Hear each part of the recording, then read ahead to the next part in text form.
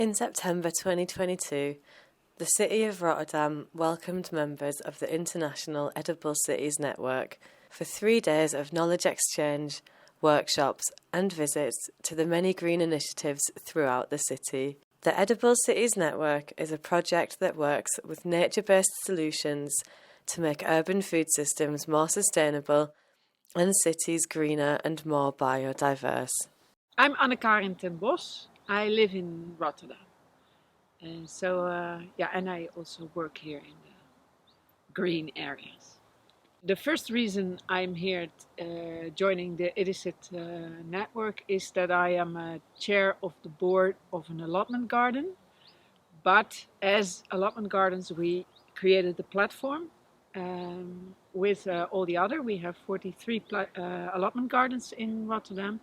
And this platform is needed because, in these days, allotment gardens are in danger.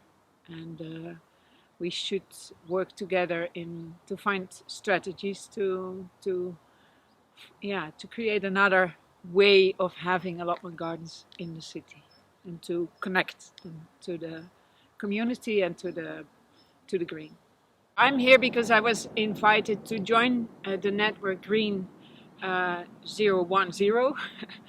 and this is because we raised this platform, and I am also in my other work looking for ways to make other values visible, especially also with the people, that they realize what is their value for the city, but also to the council and other ones that are in power that allotment gardens are seen as this. They are temporary. In the first place, they are on the map of Rotterdam. They're like white or green areas. You can do whatever you want with them. Meanwhile, they are, for example, my community is already existing for more than 80 years on that spot. So there is a lot of biodiversity and history and culture there that shouldn't be simply taken away.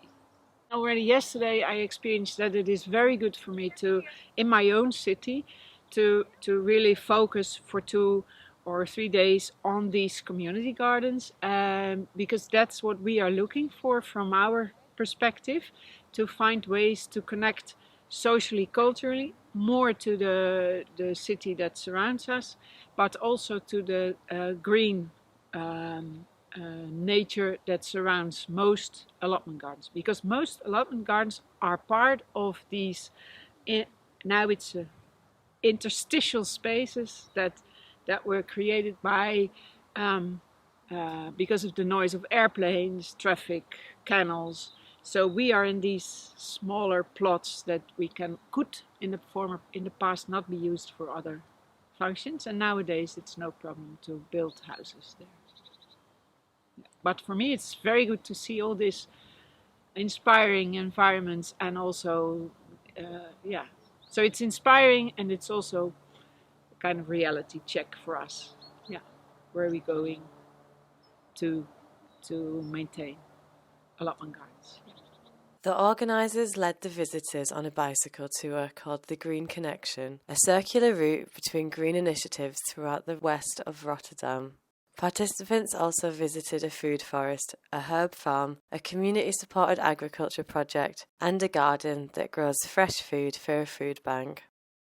In Rotterdam, the green initiatives are connected together in an umbrella organisation called Groene Oase. They've also successfully lobbied for a green broker, a person who can act as a bridge between the initiatives and the municipality. She can answer their questions about funding opportunities, future development projects and legal issues. Well, I'm Els van Dam. I live in Rotterdam and I work in Rotterdam. And I work as a green broker.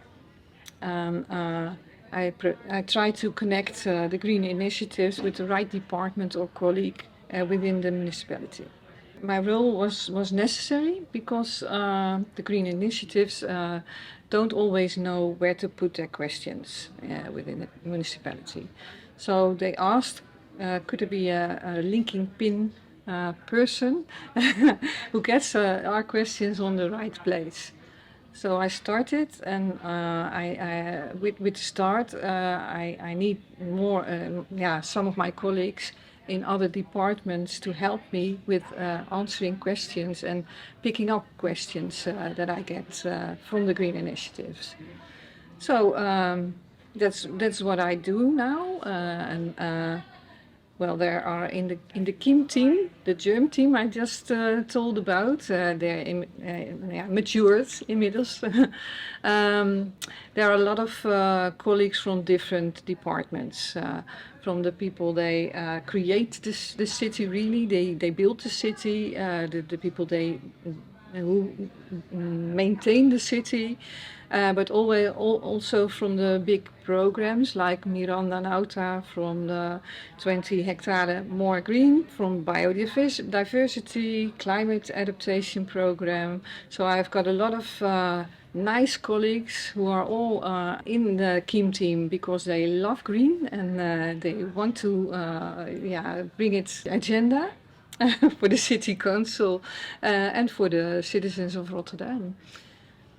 So we get a lot of questions and look into the questions if it suits the city of Rotterdam, if it suits our policy, or if it's very new and innovating. We try to put it on the agenda. And sometimes we help with a little money, subsidy, and in a lot of cases, the solution is connecting the Green Initiative with other Green Initiatives, or getting a few colleagues together and make a plan how to help the initiatives. I enjoy it very much because I think we have to do it together.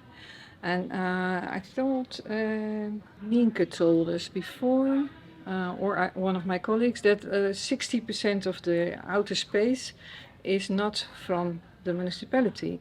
It's from citizens or housing corporations, and we have to do it together. The big issues for climate adaptation, biodiversity, I call the hardware of the city. We have to work together with them, but also for who's gonna, if you have a green city, a national park of Rotterdam, who's gonna look after it? Do people feel that it's their city, it's their green, and if they can use it as they please? Mm-hmm. How do they want to use it? We have clusters in the municipality, and they all have their own workloads and political things that they should do. And often we react on questions from the society, and we haven't always got time enough to think about 30 years later and create a vision. So that's difficult. I love the idea of Rotterdam as a national park. So that green is not to put in the blank spaces, but green is essential and it has a lot of value. And I'm into building houses and taking green in the design. Natuurinclusief bouwen, we call it in Dutch, but I don't know the term in English. But it should be really a part from the beginning. Green has so much to offer for all different values. It should be in the top 3. Creating this role in the municipality is a unique way to tackle the challenges that these groups are facing, and a big achievement for green initiatives in Rotterdam. I'm Rianne van Wijngaarden. I'm working for the local government of Rotterdam, and I'm an advisor, but also I'm working on making the city greener. I'm thinking a lot about how to make the city greener and what is necessary to do that. and how we can involve the residents of the city in making the city greener and making them enthusiastic about green and experiencing green. We support projects, so if people are coming with, we have an idea and a project, I'm looking at it, and if it's a good project with lots of energy, then we say, okay, we can finance that, and so it can get realized. This afternoon was about the initiatives in the city, some bigger green initiatives, and how they can make impact in the city. Also, there were government people, and it's about speaking the same language and finding out what is necessary to support the green initiatives, to let them grow and to make them visible also in the city. It's giving me a lot of energy because it's where you work for in local government. It's not about sitting at the desk and thinking about what you have to do, but making the city work and seeing what's going on in the city. I think green initiatives are very important in the city and have a lot of impact. And I see my role a bit as making it more visible and trying to convince other people, managers, local, the aldermen, about that it is important to support these initiatives. And it is a search, and it's little steps, but if you have a goal, you can work on it. Seeing how the green initiatives in Rotterdam collaborate so closely with the municipality is also an opportunity for others in the network to learn and integrate similar ideas in their own cities.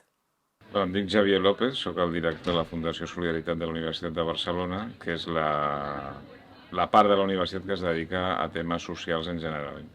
Aquesta setmana estic a Rotterdam amb un seminari del projecte H2020 d'Edicipnet, que és un projecte que és molt interessant perquè plega actors diferents, universitats, actors socials i municipalitats, per tractar d'implementar dins de la ciutat sistemes de producció d'aliments i en general sistemes de creació d'espais verds a molts nivells. D'una banda he vist moltes semblances, per exemple el paper de l'administració municipal és fonamental, allà també. He vist també que hi ha iniciatives dels ciutadans autònomes que són interessants, que també s'assemblen a iniciatives que tenim allà. Una mica més que coses molt diferents, el que sí que he vist és que hi ha, o valdria la pena, buscar fórmules de coordinació per traspassar una mica l'àmbit estrictament local. Tot i que són iniciatives d'un àmbit molt marcadament local, però que estaria bé que hi pogués haver una coordinació a nivells superiors, per exemple, a nivell de les iniciatives populars que hi ha, de manera a tenir més força de cara a les administracions. I'm Heidemarie Pirker, and I'm here from Vienna, and I work for the organization Gartenpolylog. And Gartenpolylog is an association that exists since 15 years in Vienna, and we connect community gardens. So we do some networking, but we also do research. Lately we've got a research project on community gardens and climate change, and we also offer educational workshops to the community. Well, I learned a lot about Rotterdam, not to forget that, because we biked a lot in the last days and we visited different initiatives, and I really like the initiatives a lot, and I also like the work that the green initiatives have been doing here. So they connected together, and as a strong connection they presented themselves to the municipality in a way that made them interesting for the municipality, and now they have got their foot in there, and I think they can bring the green topic and also the social topic in a very valuable way to the municipalities. The visitors also enjoyed hands-on work at the different initiatives and went back to their home cities with lots of impressions and new ideas. My name is Paula, and I work at the Prinzessengarten collective in Berlin. It's a community garden, and I worked there for 10 years now.